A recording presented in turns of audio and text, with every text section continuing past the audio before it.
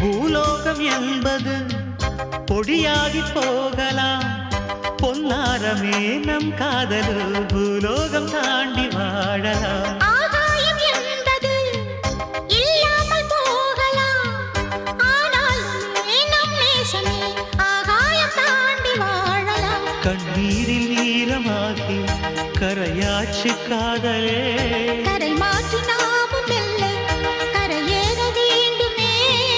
நாளை வரும் காலம் நம்மை கொண்டாடுமே. தாஜ்மஹால் தேவையில்லை அன்னமே அன்னமே, காடுமலை நதிகள் எல்லாம்